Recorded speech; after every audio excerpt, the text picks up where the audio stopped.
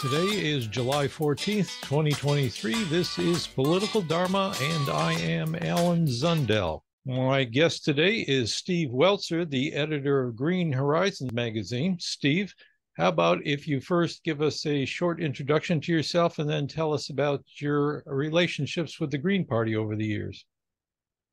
Sure, will do. And here's the latest issue of Green Horizon. I recognize that guy in the front.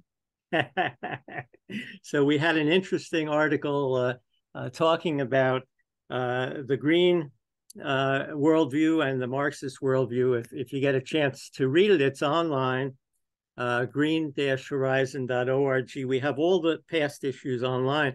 But of interest to your viewers is that I was a co-editor of the DSA Eco-Socialist Review with Jay Hughes. This is back in the early 90s. This is an issue from 1991. And so we were very early. I mean, of course, I'm still an eco-socialist. The Green Party has embraced eco-socialism. So there's a real interesting overlap between any work in DSA and any work in the Green Party on that basis. But Jay Hughes and I go back to the 80s, introducing the concept of eco-socialism to DSA. So proud of that.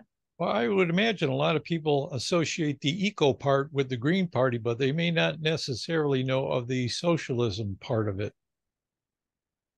Well, when you say people, in other words, within the Green Party, there's been a formal recognition and embracing in the platform of eco-socialism. And of course, there's eco-socialist caucuses, the Green New Deal caucus within DSA. And so that's why I say there really is this overlap that should be of interest to all members of both organizations. Yeah, I agree. I guess by people, I should have defined it as people outside of the Green Party who are not too familiar with it. The word green would just connotate to them concern about ecology and the environment.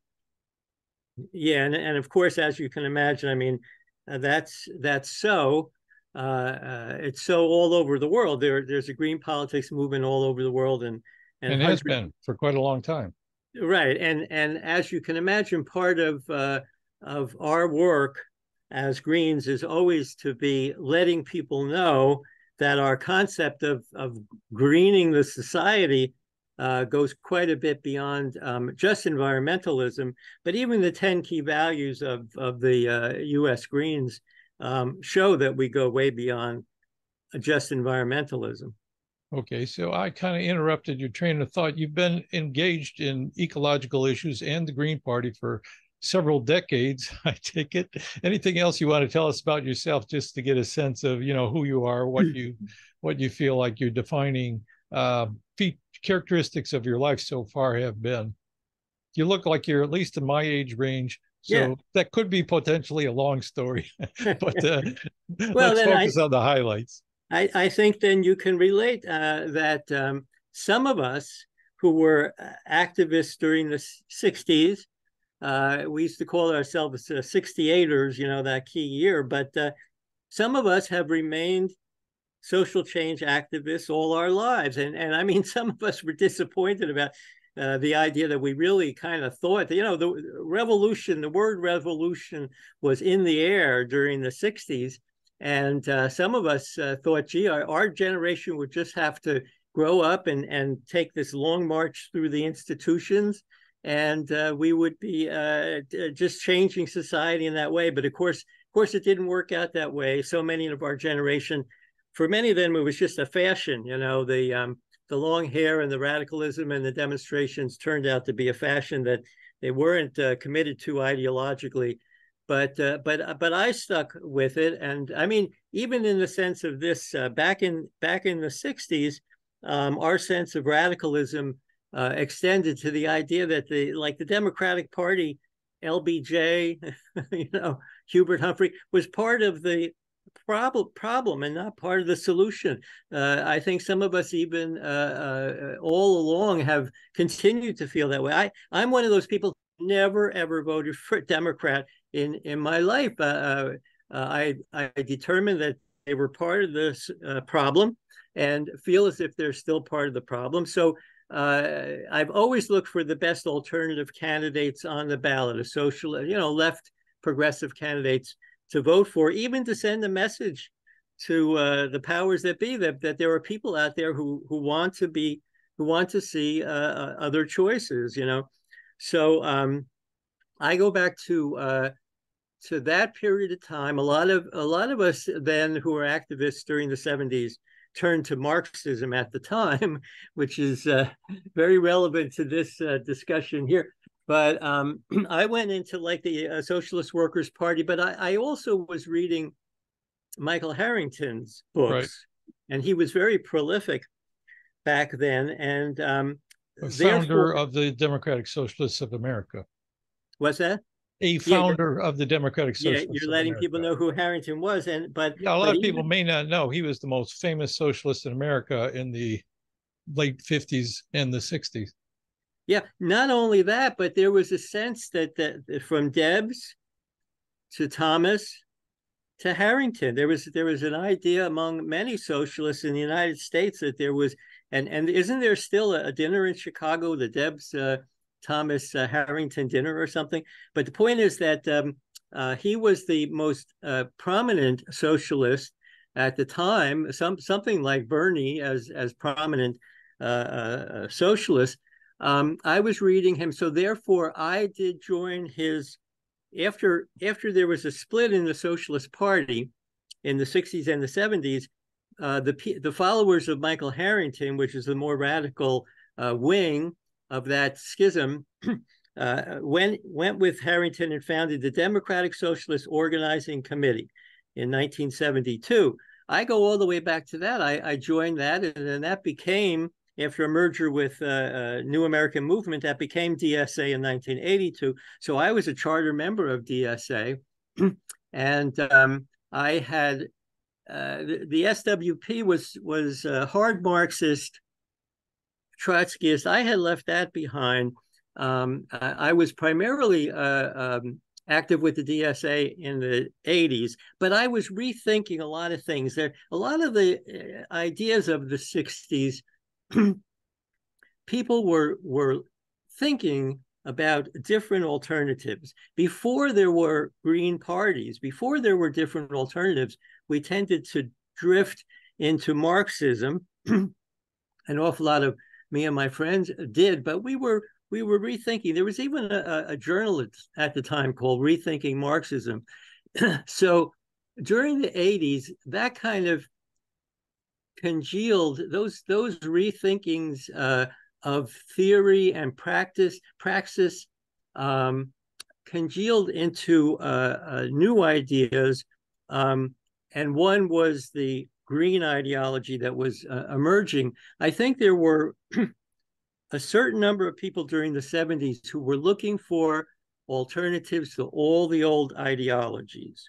And Yeah. I think that's part of where the new green orientation comes from. So I started to be reading some of that material. I got friendly with Howie Hawkins all the way back in 1989. And he was the most recent presidential candidate for the Green Party of the United States. Right. And but when Howie and I were both 60s people, and who drifted towards the green orientation, and he started what was called the Left Green Network in the 80s. I joined up with that. Now under the influence of that, I brought that into my DSA work, and that's why we were talking about eco-socialism within DSA. But then I decided that, DSA back then, you have to understand, it's had a great revival after Bernie, but you have to understand that back decades ago, it was really languishing. We had a very good local in Princeton because Cornel West was teaching in Princeton at the time in the 90s. So he was part of our local. And I mean, that's why I think it's just a for DSA people to be supporting Cornel West. I used to go every year to the Socialist Scholars Conference. It was a DSA-inspired major. It was the major conference of socialists on the East Coast. It was held in New York City every April. And in those days, Cornel West was a keynoter every year, and he was the one that I used to go to see, and he represented DSA. I worked with him in our DSA local in Princeton, where he was very effective. So he has this long-standing relationship with DSA that I think is a basis for, if not the organization of DSA, at least a lot of DSA members working for his campaign. Well, let's jump ahead here. We can go in two directions with this. One is to talk more about the compatibility of the DSA and the Green Party. And the other one is what you and I discussed and how we came to have you on the show today. And that was I produced a video on the so-called Green Party dysfunction. And I did put dysfunction in quotation marks, but you wrote and told me, it would be better to give a more balanced picture of the Green Party, focusing on some of the positives as well as what may be perceived as negatives. So we could go either way. Where do you want to start? Do you want to talk about DSA and Green Party, how they could intersect, or do you want to talk about the all these allegations of Green Party defectiveness? Well, first, as long as you brought that up, look, I and the other Greens, the other members of the Green Party, hear that all the time. Why are we so marginal? Why do people hear about schisms and fights and the word dysfunction wraps all that up. Now, look, let me read you a list of others who have tried to open up the American political electoral system by forming alternative progressive parties. The Citizens Party in the 1980s with Barry Commoner, the Labor Party in the 1990s with Tony Mazzocchi, the New Party in the 1990s with Joel Rogers. There was actually, very few people remember, there was a 21st Century Party started by Gloria Steinem and friends around 1990 to become a feminist alternative party. There were people within Jesse Jackson's Rainbow Coalition that congealed around Ron Daniels to start an African-American oriented third party. At the time, it was called Campaign for a New Tomorrow.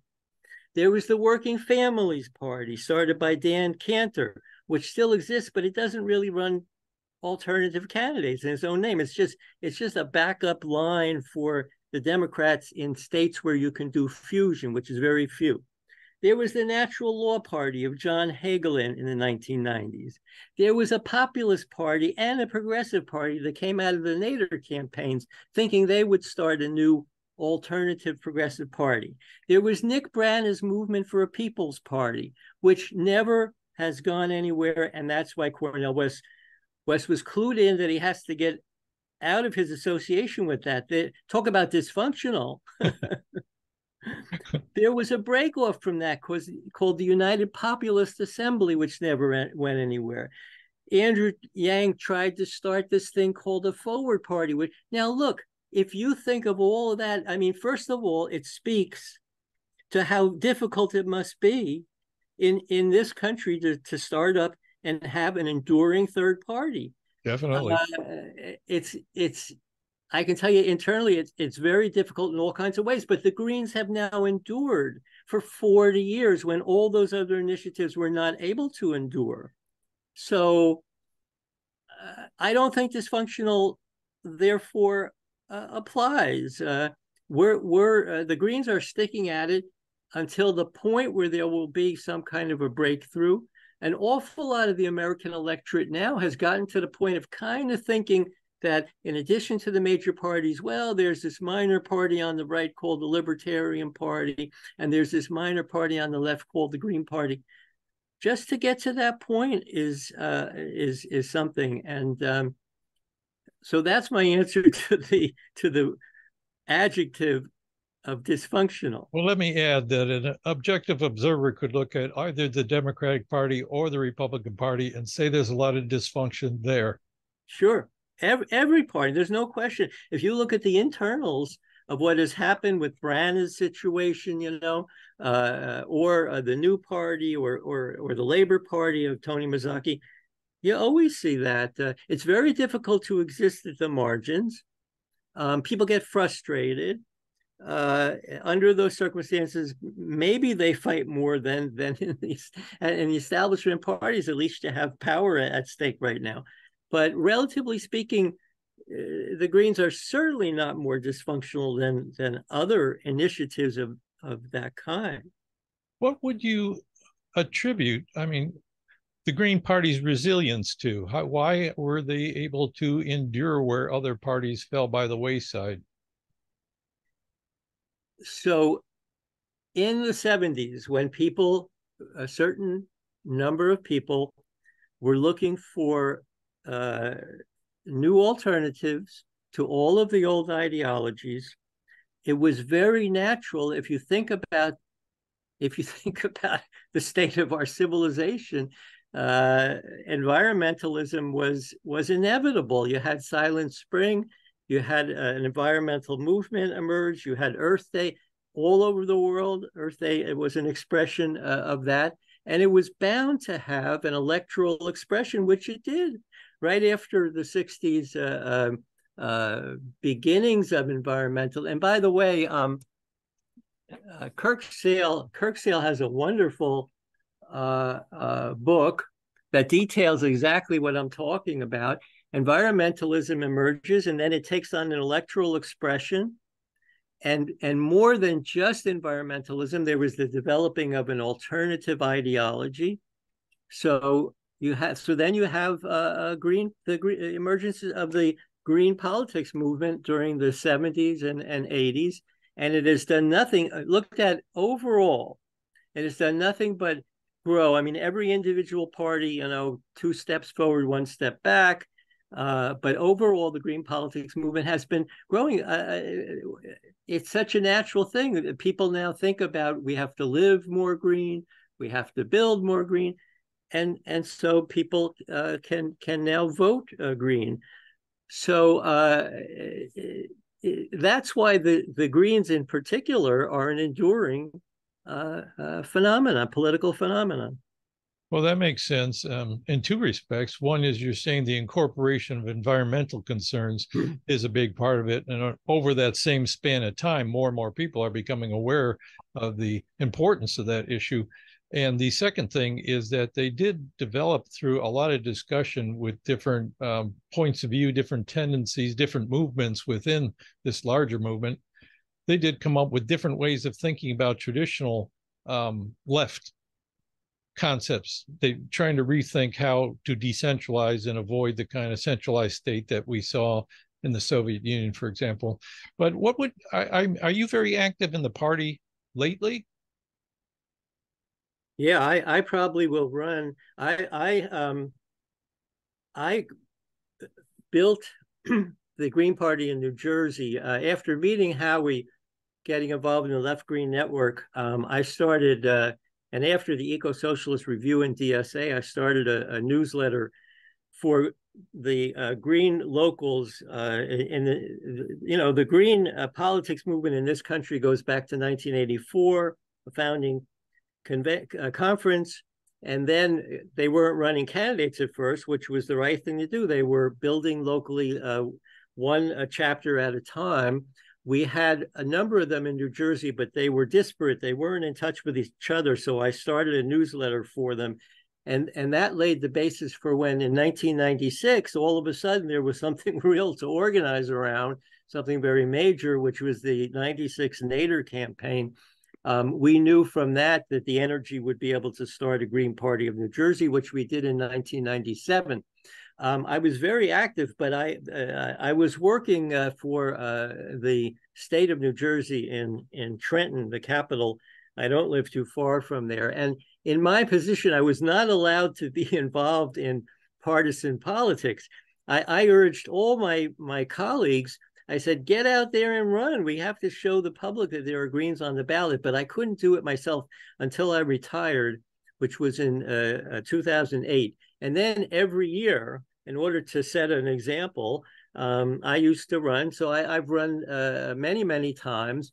In the last couple of years, I've been paying attention mostly to Green Horizon magazine because John Resenbrink, the primary editor, he was getting increasingly ill, and then he died last year, and so I've had to take that over. But I'll get back to running this year because the thing is that in our state, if we can run, in addition to Cornel for president, if we can run a candidate for U.S. Senate, and we have a candidate, and then we can run people in every congressional district, of which there are 12, then what the benefit is that we then get a column, a Green Party column on the ballot, which we otherwise don't get. Our candidates get stuck on the ballot into a tiny little column called nomination by petition, and it's very hard to even find them on the ballot. But if we can run all those candidates, it'll be Democrat line, Republican line, Green Party line, and it'll benefit all our candidates, but especially Cornel. So if we need to fill out the slate, I'll get back into running again. It's just something all the Greens in New Jersey have to consider doing. Well, Cornel West announcement reminds me of that initial excitement around the opportunity when Nell Rader first agreed to run with the Green Party in '96. And then, of course, he did again in 2000. Do you have particular concerns about the party? If it grows and attracts new people, are there things you think they need to be cautious about or reform before all these people arrive at the door so that they stick around afterwards? Is there in other words, what I'm getting at is, if this is a good opportunity, how could we avoid blowing it? Well, we can't. And what that means is that we already are seeing the hashtag Green Enter. And we've been urging in our own party, we've been saying, look, come into the Green so that when we have our state convention and we want to send all our delegates to the National Nominating Convention as Cornel West delegates, we're saying to Cornel West supporters, come into the Green Party, then you can help us vote for these Cornel West delegates in our state chapter. We see it already, and you're right. It is very exciting. The Greens have just been simmering along, but at least they've been simmering along. Now we have a chance to blow up, maybe in the way that DSA blew up in terms of membership after Bernie 2016. It's certainly a possibility. Now, to the second part of what you said, it's people. It's the same. It's people, and it's people, bringing them in. It's people organizing as they come in, and it's people who are coming in. And so we're going to get the usual internal, intrapersonal, schismatic difficulties that we always do. And the only thing I do say to the Greens is, have realistic expectations about how these things work. They're always very, very difficult. But we do have at least the decades of experience, a little bit of experience with. See, what happened with Nick Brana, for example, is that he wasn't prepared. He didn't have the experience. And then the Bernie energy, some of it started to come into the movement for a People's Party. A lot of it went into DSA. But what went into the movement for a People's Party, there was not the infrastructure and the experience there to be able to handle at all what started to happen. And so it just fell apart. At least the Greens do have some experience to deal with what we're facing. Well, you talk about just people being people, but aren't there any concerns about the institutional rules? I mean, I made a specific allegation in my video that I think the way that the concept of grassroots democracy has been implemented, at least in chapters I'm aware of, is sometimes unrealistically anti-leadership, where you feel you can actually spread out power to all the people before we're all prepared for it. Anything to say about that kind of criticism? Is there something that we need to change in the way we function internally to make the Green Party work better? I think that you had referenced Joe Freeman's, either explicitly or implicitly. Joe Freeman wrote an essay called "The Tyranny of Structuralistness." She wrote that all the way back in the 80s. And look, that applies to the movement as a whole. I guess it applies a little more to the 60s type people who were a little loosey-goosey and about the issues that you're raising with structure.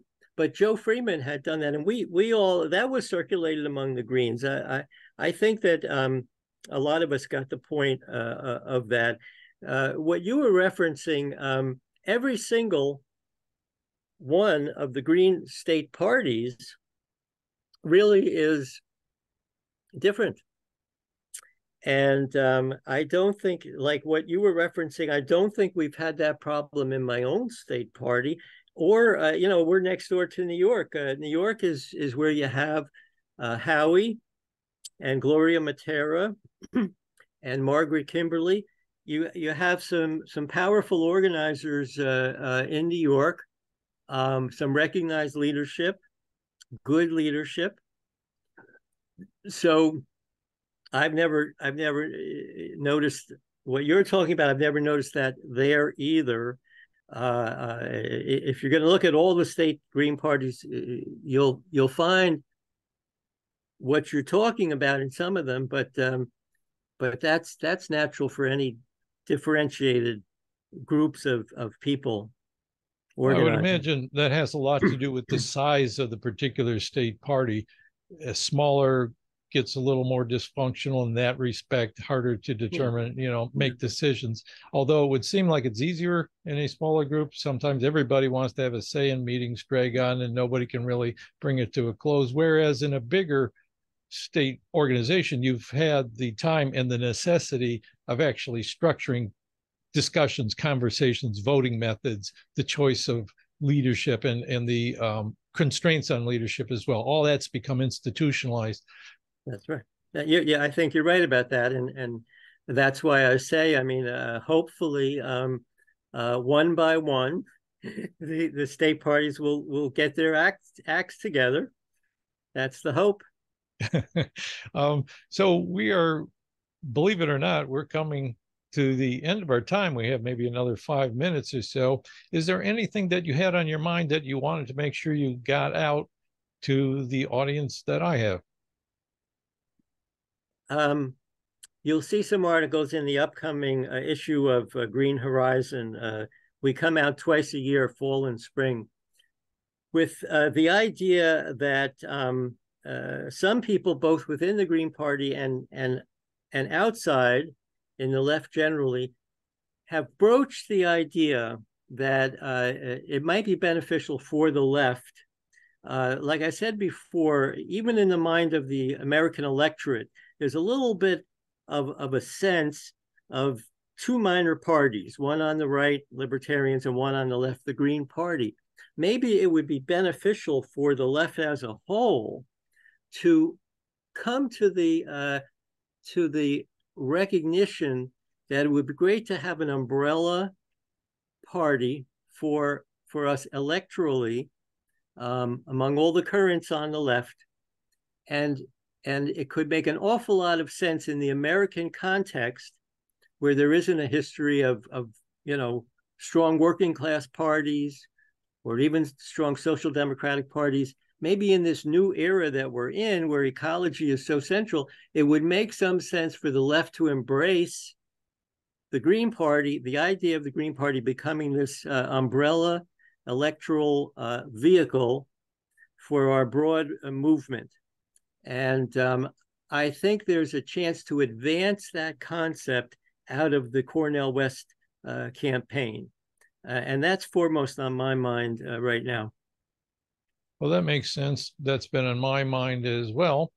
We're about 30 minutes into this. We could probably squeeze another couple of minutes if you can think of anything else to say. I've about finished with my questions, I think. Well, the only thing along those same lines, the only thing to point out to your viewers is that it really would. I mean, we're not jumping from the margins. Even Jill Stein. I mean, it was great that she got over 1 million votes, but that's like that's not 2% of the vote. See, we're not going to jump from the margins to winning the presidency, but it would be a huge victory for the Greens and I think for the movement as a whole if the Greens were to get 5%. Now the first polling that came out showed Cornel at 6% when his campaign was very new. I mean, I would love to see some polls along the way here where he's at 8 or 10%. We all know that the polling, Greens know very well that the polling can be relatively high prior to the election, and then awful lot of people get cold feet when they walk into the voting booth or whatever the equivalent is these days. Nader was polling at 5, 6, even 7% in 2000, and then wound up at 3%. I would love to see some polling that goes pretty high and gives us a sense that we could get 5% in the end. It's huge because not only then you get federal funding. What you do is you get federal funding for your next cycle, but it's millions of dollars. Much more important than the millions of dollars is the gravitas that comes along. I mean, that would be big news. It would reach the whole electorate that something has happened in terms of a jump in terms of the status of the Green Party to get more than 5% of the vote and this federal recognition of these funds. From that jump, which I think is quite achievable, we'll see. Then I would hope that it would influence the whole left to start to think more and more about this idea of the Green Party being the umbrella electoral vehicle for our whole movement. Well, high hopes for this current Cornel West campaign, and we'll be watching it with interest, of course. Steve Welzer, editor of Green Horizons magazine, which I imagine people can find online if they'd like to subscribe or look for that. Yeah, we don't subscribe, but we have sustainers that keep us going, and we'll send it out to anybody who lets us know they want to receive it. Okay, that sounds like a really good deal. And it has a lot of articles about various topics of interest to people ecologically minded or looking for different social examples, and as well as internal disputes within the Green Party. They become public here often.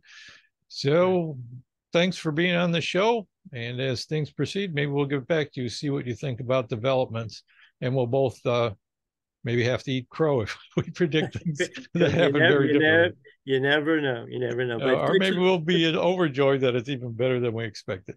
If it's a perfect storm. Alan, it was good talking with you. All right. Thanks a lot. With ease, I see the chains are breaking. We gained our focus. The moves we're making will prove to determine our self-worth as a passenger on this vehicle Earth.